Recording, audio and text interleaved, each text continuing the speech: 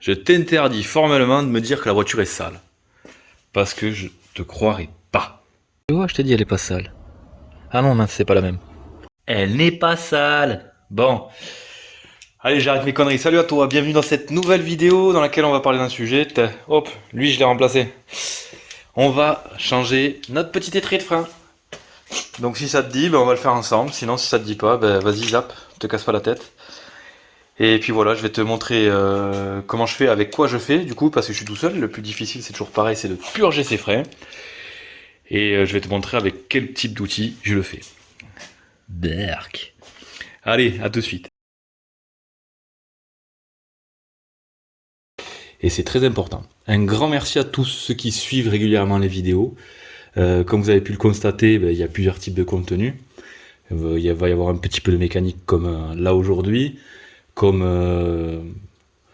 parfois on parle un petit peu de consommation sur mes hybrides. Dites-moi un petit peu ce que vous préférez comme type de contenu, en fait, si c'est plus la mécanique ou plus réellement la conduite et mes avis sur mes autos, et ce que je referai, ce que je referai pas, enfin, je sais pas, dites-le moi en commentaire tout simplement, comme ça on en discute. Alors, on passe à la petite mécanique, rapidement. Donc je sais pas si vous connaissez ce type de montage, si je dis pas de conneries, c'est un montage Girling. C'est un système très très con. Je vais vous montrer sur le neuf, on comprendra mieux. Donc on a ces deux parties là qui vont venir tenir les plaquettes. Et ça tient, alors des fois ça tient avec un petit clips, et d'autres fois non. Ça tient avec un ressort qui a juste à l'intérieur, à ce niveau là. Donc je vais vous le sortir la neuve et vous allez comprendre de suite. Donc pour ça on s'arme d'un petit chasse-goupille. Donc moi j'ai pas, je prends un tournevis très fin, où la tête est cassée, comme ça c'est plat devant et il n'y a pas de souci. On se prend un petit marteau, toc, on donne 2 coups de marteau, ça sort tout seul, là vous le voyez pas, mais maintenant vous voyez. Donc c'est ce petit truc qui va venir vous tenir les plaquettes. Et donc on va enfiler nos plaquettes à l'intérieur, et ensuite on va passer ça, et notre ressort pour tenir les plaquettes là-dedans. Et ça va tenir les plaquettes. Donc là je procède naturellement au démontage des plaquettes que j'ai montées récemment. Donc on vient pousser, hop, nos 2 tiges, vous en avez vu une qui a sauté, tac tac, et le petit ressort. Alors des fois ce ressort est fourni avec les plaquettes, c'est le ressort on va dire anti-bris, anti-vibration. Des fois c'est fourni avec les plaquettes, des fois non. Ben moi il n'était pas fourni avec quand je les ai achetés. Donc on le garde bien, on le jette pas. Et ensuite c'est un étrier simple à 2 pistons mais fixe en fait, c'est pas un étrier flottant. Le disque n'est pas flottant non plus, donc là on va venir le pousser soit avec une pince soit avec un tournevis. On va venir pousser les plaquettes vers l'extérieur pour pouvoir les extraire. Bien sûr j'ai oublié la pince. N'hésitez pas. Je prends une charge votre demande. Et donc là, on va venir presser notre plaquette tout doucement pour re-rentrer l'étrier. Enfin, l'étrier, le piston. Et on va sortir notre plaquette. Alors moi, j'avais monté des plaquettes type de la marque Ferrodo avec une plaque anti-bruit qui était fournie avec. Et qui est collée, qui est soudée maintenant dessus. Alors qu'elles sont pas vieilles, hein, mais c'est soudé dessus. Donc on fait ça des 2 côtés. Et on va se sortir les plaquettes très aisément. Hop.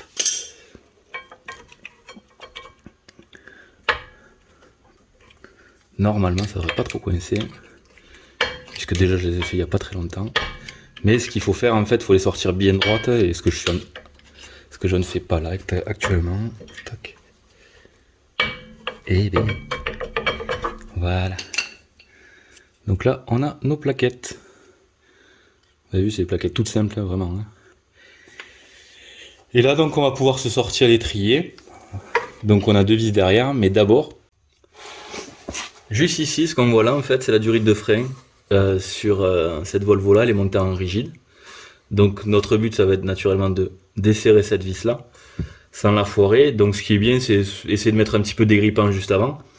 Et il ne faut pas oublier que, du coup, quand on va la desserrer, il y a le liquide de frein qui va couler.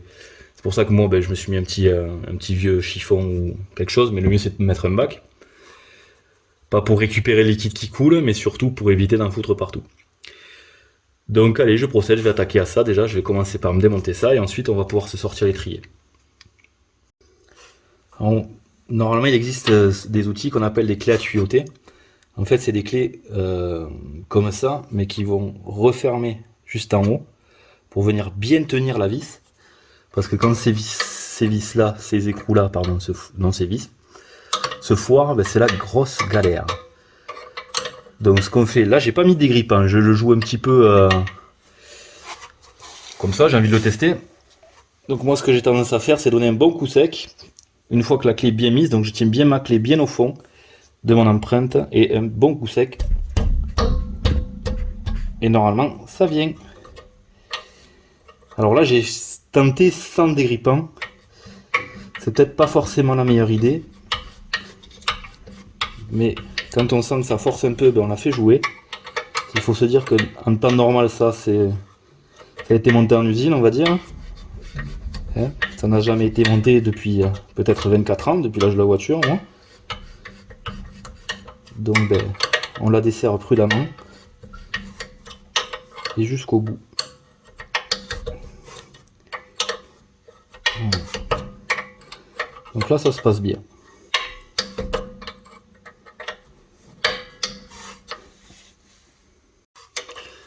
Donc là, une fois cette opération totalement effectuée, en fait, une fois qu'on a dévissé totalement notre vis de frein, notre durée de frein, ce que l'on peut faire, moi ce que j'ai tendance à faire en fait pour éviter que ça coule trop, c'est utiliser le petit cache qui vient ici au niveau du purgeur pour venir,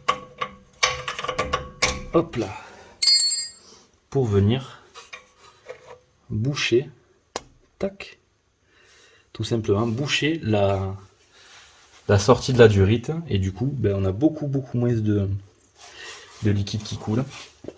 Ça fait un bouchon, il n'y a pas besoin de plus de pression que ça, c'est amplement suffisant. Alors on fait bien attention, moi comme je disais tout à l'heure, j'ai une durite rigide, pardon, je vais y arriver. Donc on essaye de pas trop la tordre. Au pire on va un petit peu plus loin et puis on la dégrafe, puisque bien sûr c'est tenu par des agrafes tout le long de l'essieu arrière, donc on la dégrafe. Et là, une fois qu'on a fait ça, j'ai envie de dire qu'on a fait presque le plus dur. Ben, ce qu'on va faire, on va venir desserrer notre étrier. On va venir se les desserrer.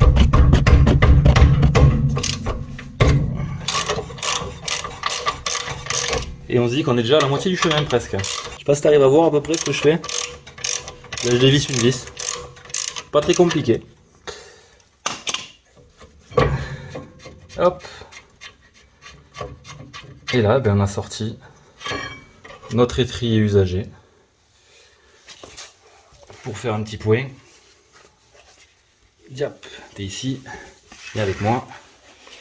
Donc ça c'est les plaquettes. C'est les disques pardon. Donc là, oh là, on a notre étrier. Bien sûr, à contre-jour, je ne vais pas voir grand-chose. Mais qui a fait son temps parce qu'en fait, tout simplement, il revenait pas. On avait un piston qui revenait pas. Donc du coup, on avait toujours la plaquette qui venait toucher au disque. Malgré une purge de frein et tout, ça venait toujours toucher au disque. Donc en marche avant, on n'entendait pas trop, mais en marche arrière, ça avait tendance à siffler. Et j'ai galéré à le purger aussi. Donc voilà, c'est pas le prix que ça coûte un étrier, et c'est, comme vous voyez, assez simple à changer. Alors normalement, les vis étriers sont montées avec un peu de frein filet. Hop. Hein, c'est très important, faut pas que notre étrier se desserre en roulant, sinon on a l'air con. Donc on va mettre en place l'étrier neuf.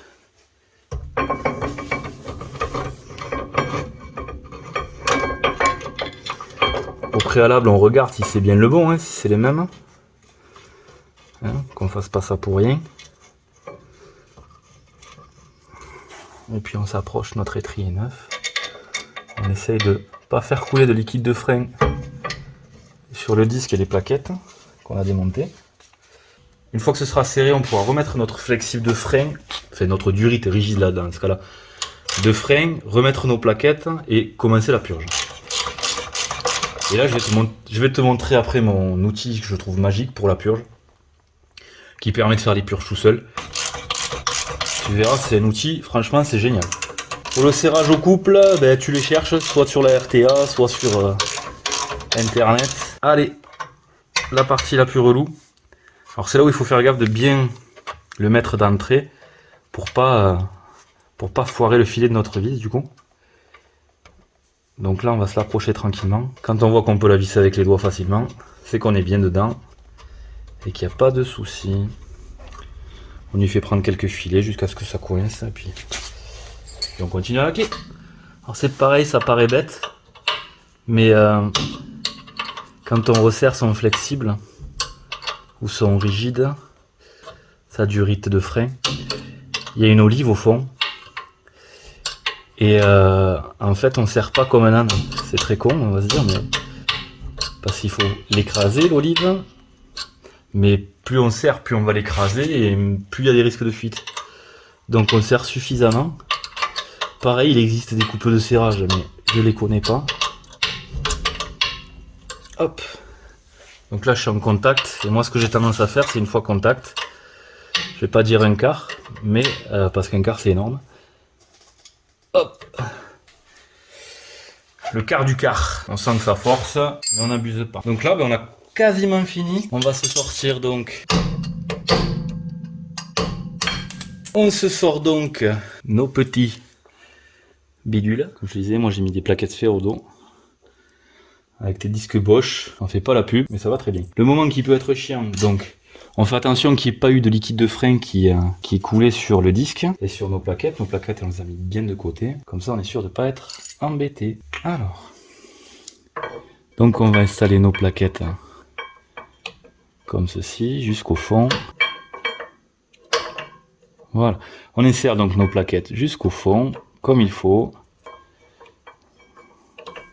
Tac. Ensuite, on va avoir notre petit ressort comme ceci, que l'on va mettre dans le bon sens. Yep. J'ai dit dans le bon sens, ça marchera mieux. Dans le bon sens, comme ça. Et là, on va le faire passer donc dans la première plaquette, le ressort en dessous de la petite tige, qui va venir nous pousser nos plaquettes comme il faut. Hop, on le refait passer dans l'autre plaquette.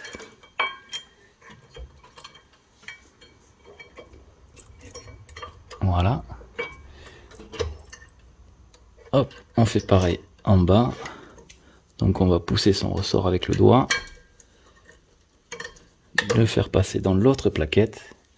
Une fois que devant, ici, on voit que ça sort un tout petit peu, on peut utiliser un tout petit marteau.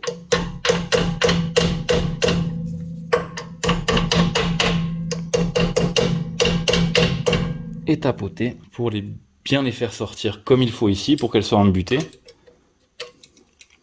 Donc là, on va utiliser son chasse maintenant, pour être sûr d'être bien au fond.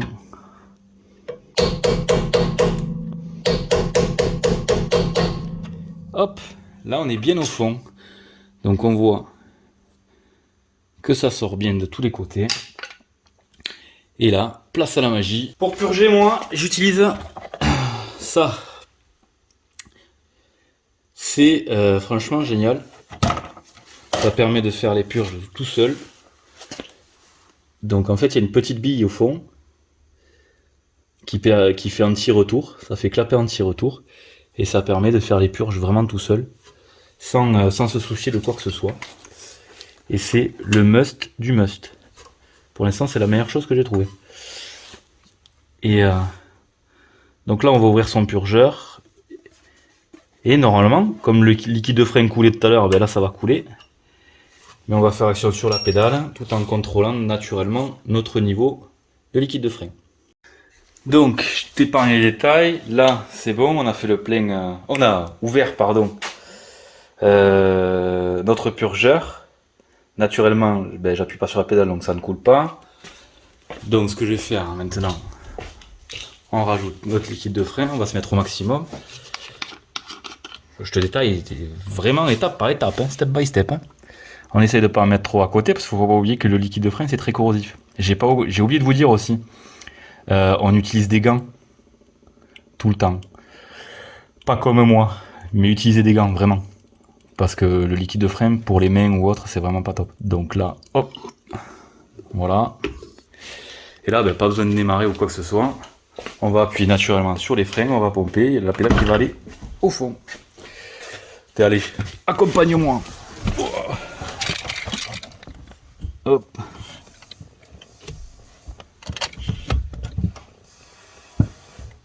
Si toi aussi tu kiffes mes chaussettes, mets un petit pouce. Donc là vous voyez, comme il y a le purgeur qui est ouvert, ben naturellement ben ça, je fais la purge des freins. Sans me soucier d'autre chose, la seule chose que je peux me soucier c'est le niveau du liquide de frein. Et hop, je vais vous mettre de l'autre côté. Comme ça vous allez voir le liquide de frein couler. Tac. Criez fort si vous voyez des bulles.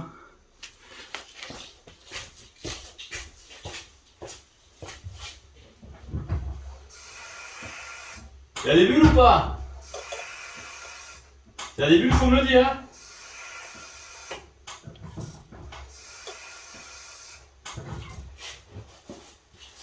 Et en temps normal, en fait, quand on fait cette opération-là, on dit à notre acolyte, bon là il y a cette bulle qui remonte, mais c'est normal. On dit à notre acolyte, reste appuyé. Hop, reste appuyé, c'est à ce moment-là qu'on freine. Qu'on ferme notre purgeur. Et avec ce système-là, en fait, ben, pas besoin. C'est vraiment top, hein, franchement. Je suis pas un bon vendeur, moi, mais en même temps, je suis pas là pour vous vendre quoi que ce soit. Je suis juste là pour vous conseiller. Donc là, ben, j'ai fait ma purge du circuit de freinage. Du moins de cet étrier-là. Et quand je vais appuyer sur les plaquettes, donc vous allez voir normalement les plaquettes qui vont se rapprocher légèrement du disque. Donc ça va se décoller ici et ici.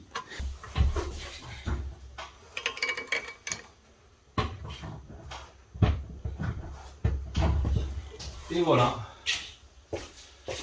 Là ma pédale de frein est bien dure. Mais vraiment dure, comme si j'avais jamais remplacé l'étrier. Donc comme vous avez vu, on a les plaquettes de frein qui se sont détachées. Elles reviennent comme il faut. Mon disque est bien libre. Voilà, ce qu'on attend c'est les plaquettes. Mais c'est normal, c'est bien libre. Je sais pas si vous allez le voir là. Hop. On monte. Non, on monte, j'ai dit. Youhou! C'est libre. Il n'y a aucune résistance. Donc pour moi, c'est validé. Ce qu'on entend en fait là, c'est les... Comme il y a les mâchoires de... Comment on appelle ça? De frein à main qui sont à l'intérieur. Elles lèchent, je les avais réglées très tight. Du coup, elles lèchent à l'intérieur. Donc voilà, vous savez comment on remplace un étrier de frein maintenant. J'espère que cette petite vidéo, enfin petite, un petit peu longue, mais bon, j'espère avoir été surtout assez explicite sur le montage, que ce soit sur un montage d'étrier de frein arrière ou avant, c'est à peu près la même chose. Faut pas s'attendre à une grande différence, hein, vraiment. Pareil, il y a le flexible de frein à détacher et deux vis. Donc c'est pas sorcier. Cet outil-là que moi je trouve génial, donc qui permet de faire ça tout seul, et je n'ai jamais foiré une seule purge avec ça. Donc franchement c'est top. N'oubliez pas comme d'habitude, liker, partager, commenter si vous avez des questions. Merci beaucoup de m'avoir regardé et je vous souhaite à tous une agréable journée. Je vous dis à bientôt pour une prochaine vidéo. Ciao.